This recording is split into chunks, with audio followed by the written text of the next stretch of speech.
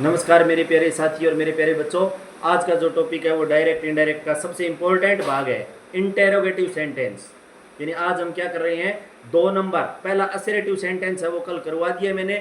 आज है हम वो इंटेरोगेटिव सेंटेंस कर रहे हैं। इंटेरोगेटिव सेंटेंस के बारे में मैं आपको बता देता हूँ। ये पर्सनवाचक वाक्य होता है और हर कंपटीशन में सबसे ज़्यादा पूछा जाने वाला वाक्य है ये इंटेरोगेटिव सेंटेंस।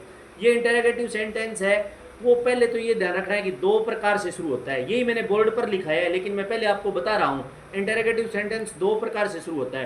पहला प्रकार होता है WH वर्ड से, यानी जिसे WH शब्द कहते हैं। अब WH शब्द कौन कौन से होते हैं? हु, हुज, हुम, व्हेन, व्हाई और वेयर, हाउ, ये सभी WH शब्द शुरू हैं। तो इनसे शुरू होगा तो वो इंटेरोगेटिव का भाग होगा, ठीक है ना। और दूसरा क्या होगा, हेल्पिंग वर्ब साइक्रिया से। अब साइक्रिया आपको पता है कौन कौन सी होती है? Do, did, does, is, am, are, was, were, इनसे शुरू होगा। एक तो होगा WH से और एक होगा साइक्रिया से। यदि WH शब्द से कोई भी इंटेरोगेटिव सेंटेंस यानी डायरेक्ट इनडायरेक्ट का जब शुरू होता है तो हम WH को वापिस WH ही लिख देंगे, ये याद रखना। मैं बोर्ड पर बताऊंगा तब समझ में आ जाएगा। और यदि साइक्रिया से वाक्य शुरू हो, जैसे is, am, are, was, were, can, ये मॉडल साथ में किसी से भी शुरू हो तो हम जोड़ने वाला कंजक्शन बोलते हैं, जिसको कंजक्शन जोड़ने वाला शब्द होता है वो इफ लगेगा। आई एफ, इफ, और इफ या वेदर। वेदर थोड़ा लिखने में डिफिकल्ट है इसलिए इफ याद रख लेना। इफ की स्पेलिंग होती है आई एफ और वेदर की होती है WHAETHER। इनसे जुड़ेगा ये वाक्य। तो अब इसमें एक चीज ध्यान में रखनी है, पिछला वाक्य आया था सैड टू, उसको हमने टोल्ड किया था, और ये है वो सैड टू है, वो आस्कड करना पड़ेगा। सैड टू क्या करना पड़ेगा? इसको आस्कड करना पड़ेगा। बाकी जो रूल है ना वो पहले वाले ही नियम रहेंगे पूरे का पूरा। पर्सनवाचक चिन्ह है ना अंतिम, वो क्या करेंगे हम लास्ट में हटा देंगे। ये बात थोड़ी सी याद रखना। और इस तरीके से मैं आपको इनडायरेक्ट है वो डायरेक्ट इनडायरेक्ट बनाना मैं ये बोर्ड पर बता रहा हूँ, जिससे आपको अच्छी तरीके से समझ में आ जाएगा। अब ये याद रखना, ये है इंटेरोगेटिव सेंटेंस। अब इसकी पहचान होगी पर्सनवाचक वाक्य, ये निशान लगा होगा यानी पर्सनवाचक चिन्ह लगा होगा तो वो इंटेरोगेटिव सेंटेंस होता है। 1 नंबर, ये 2 प्रकार से शुरू होते हैं, ये याद रख लेना। 2 प्रकार से शुरू होते हैं। पहला होगा WH वर्ड से, क्या किससे? WH वर्ड से। और दूसरा होगा या हेल्पिंग वर्ब से, यानी साइक्रिया मैंने बता दिए, ठीक है ना। WH वर्ड से शुरू हो तो WH शब्द ही कंजक्शन होगा। कंजक्शन होता है जोड़ने वाला शब्द। कंजक्शन किसको कहते हैं? हमें जोड़ने वाला शब्द, ठीक है ना। अब कंजक्शन होगा वो क्या होगा? जोड़ने वाला शब्द होगा, ठीक है ना। कंजक्शन क्या करेंगे? हमें जोड़ने वाला शब्द है वो क्या करेंगे हम? पूरा का पूरा कंजक्शन करेंगे, यानी वो जोड़ने वाला शब्द होगा वो कंजक्शन होगा। अब कंजक्शन, अब देखो WH शब्द कौन कौन से होते हैं? हु होता है, व्हेन होता है, व्हाई होता है, हाउ होता है, वेयर होता है, विच होता है, और भी बहुत से है, मैंने उदाहरण पर इतने लिखाए हैं, ठीक है ना। अब यदि 2 नंबर होता है हेल्पिंग वर्ब से शुरू हो तो HV से, तो कंजक्शन है वो क्या होगा? इफ होगा। कंजक्शन क्या लगेगा? इफ लगेगा। जोड़ने वाला शब्द क्या होगा? इफ लगेगा। यानी जोड़ने वाला शब्द, कंजक्शन का मतलब क्या हो गया? जोड़ने वाला शब्द होगा वो इफ लगेगा या वेदर लगेगा। WHETHER, ध्यान से देख लेना, वेदर का प्रयोग होगा। अब देखो वाक्य करेंगे ना हम तब पता लगेगा हमें, ठीक है ना। अब एक बात को ध्यान रखना, मैं यहाँ जो चीजें लिखा रहा हूँ आपको, कुछ चीजें यानी ये चीजें वो स्क्रीनशॉट ले लेना, मैं मिटा रहा हूँ ये चीजें सभी की सभी, ठीक है ना। अब ये चीजें एक बार मैं बता दिया है मैंने पूरा का पूरा, और अब ये मैं दोबारा है वो चीजें मिटा रहा हूँ। अब एक चीज यहाँ ध्यान रख लेना। अब क्या है कि देखो कंजक्शन, कंजक्शन क्या होता है? जोड़ने वाला शब्द होता है। अब देखो इसमें सैड टू है, ये क्या लिखेंगे? Said to. अब यदि सैड टू दिया है ना उसको हम क्या लिखेंगे? आस्कड में चेंज होगा। क्या किस में बदला जाएगा? आस्कड में बदला जाएगा। सैड टू किस में बदला जाएगा? आस्कड में बदला जाएगा, ये याद रख लेना। और एक बात और है, पर्सनवाचक चिन्ह है यानी जो क्वेश्चन मार्क यानी पर्सन वाचक चिन्ह, ठीक है, जो ये अंतिम पर्सनवाचक चिन्ह है वो क्या करेंगे? इनडायरेक्ट बनाते समय, क्या करते समय? इनडायरेक्ट बनाते समय हटेगा। क्या लिखेंगे? हटेगा। और पर्सनवाचक की जगह क्या लग जाएगा?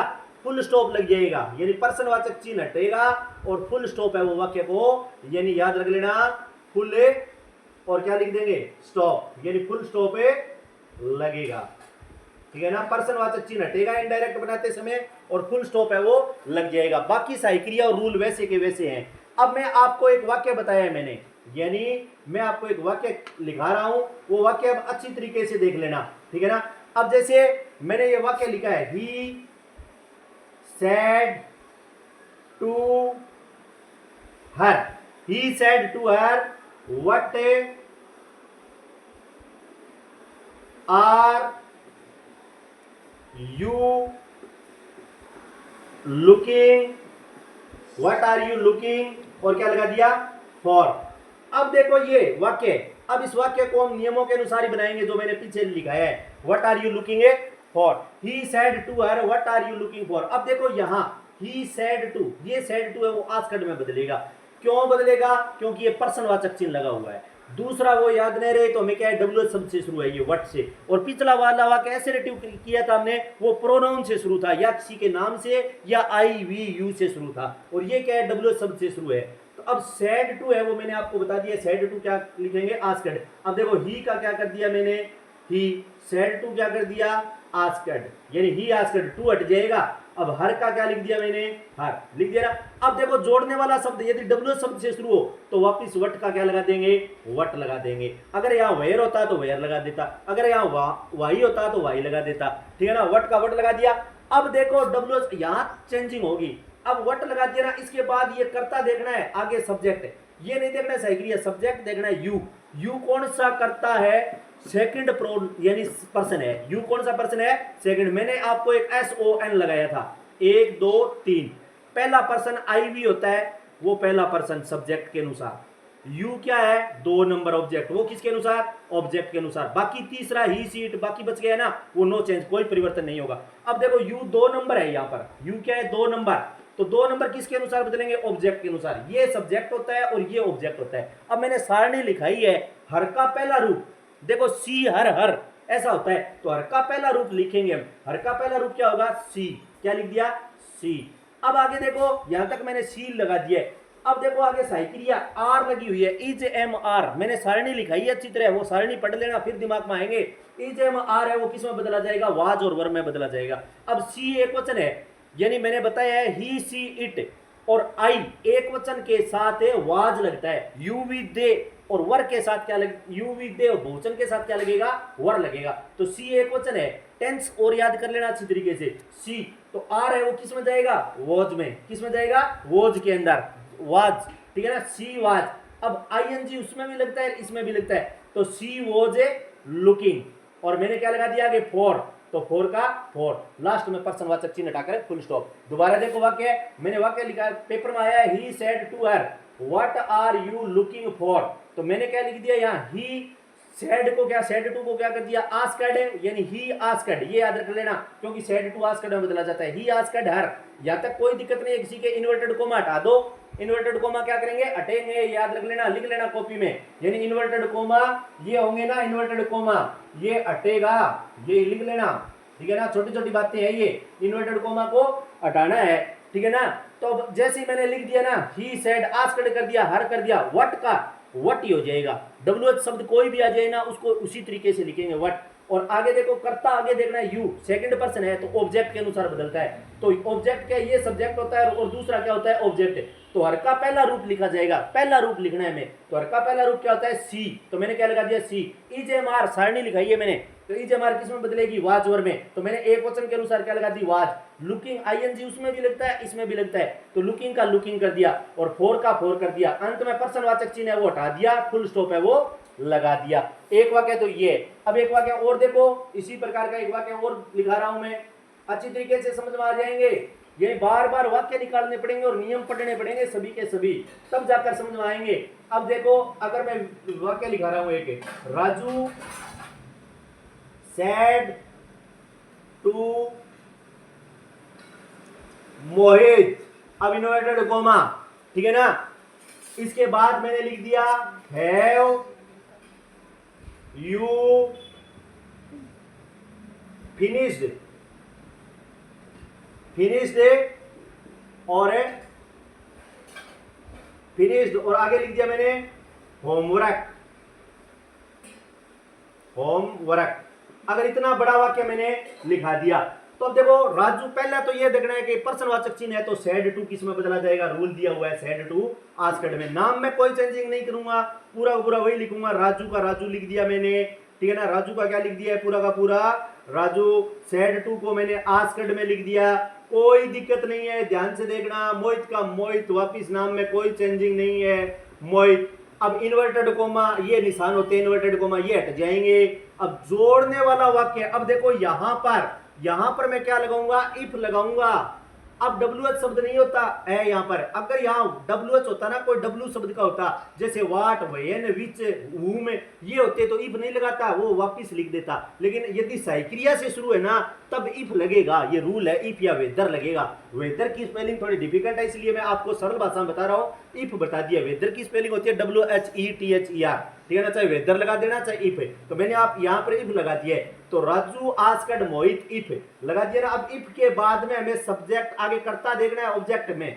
दूसरे वाक्य में करता क्या है, यू है, यू सेकंड पर्सन है, तो ये सब ऑब्जेक्ट के अनुसार बदलेगा। ऑब्जेक्ट यहां है मोहित, मोहित को हम क्या मान लेंगे, ही।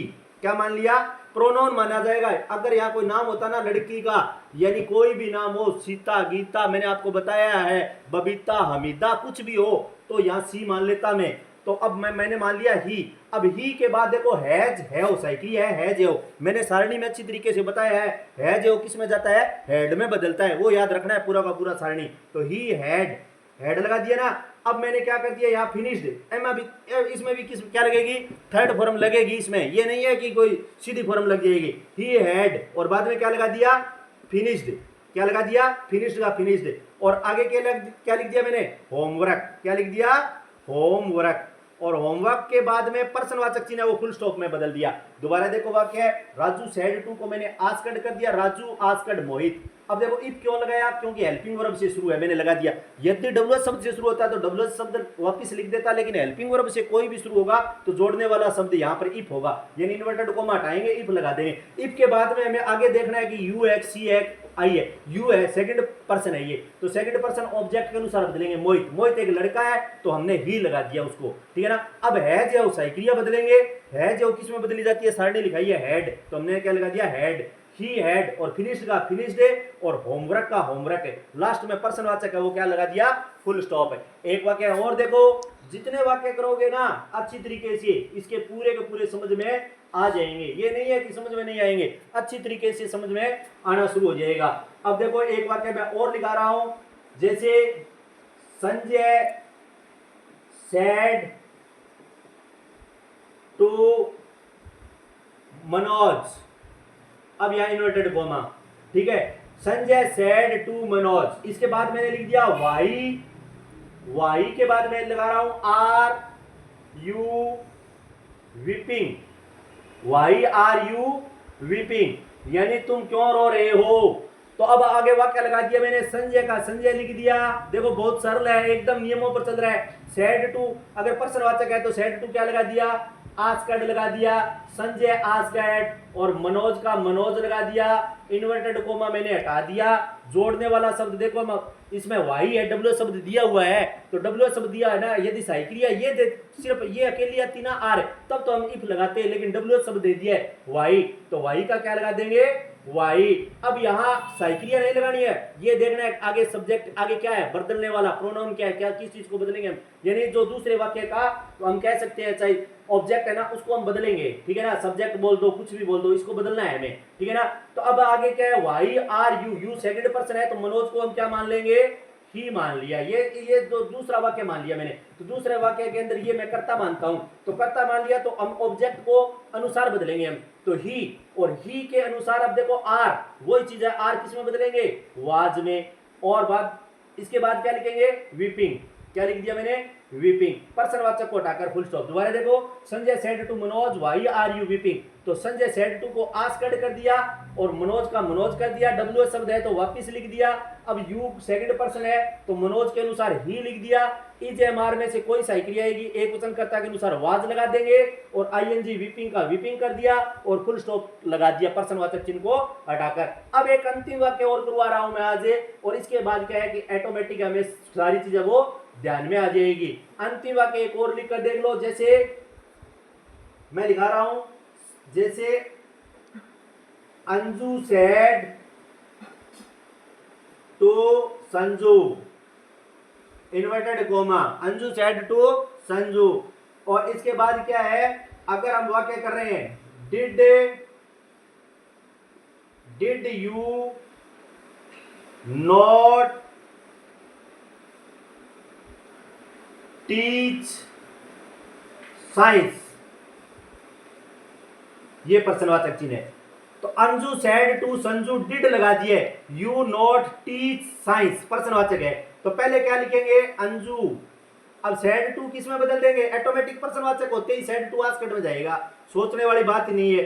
अंजू आस्क्ड, बात इसके बाद है संजू, यहां तक कोई किसी के दिक्कत नहीं है। अब इन्वर्टेड कोमा बदलते हैं ना, इसके बाद दिक्कत आती है।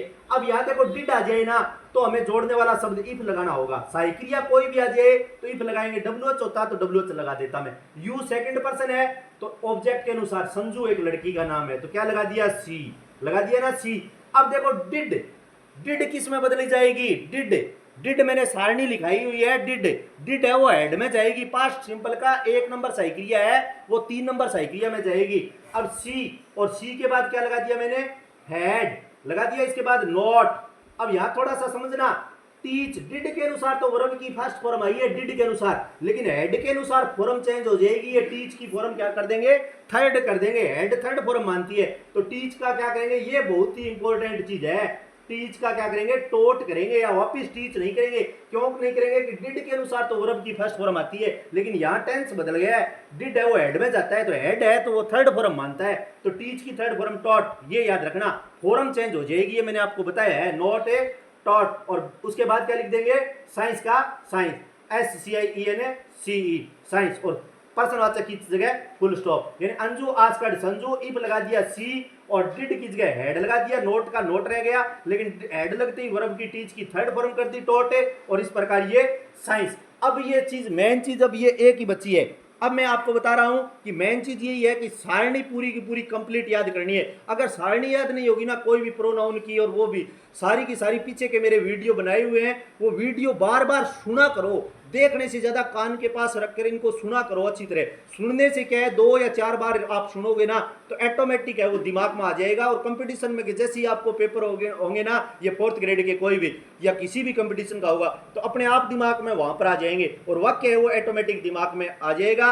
इस तरीके से आज का ये टॉपिक है, मैंने अच्छी तरीके से समझाने का प्रयास किया है, और शायद समझ में भी अच्छा आया होगा, लेकिन बार बार आप करते रहना। तो और मैं आपको एक चीज़ हमेशा जो मेरा श्लोक है वो बताता हूँ कि जो नशा है वो उससे बिल्कुल दूर रहना, यानी नशा भगाओ युवा बचाओ। और इन्हीं के शब्दों के साथ धन्यवाद, कल फिर नए टॉपिक के साथ मिलेंगे, धन्यवाद।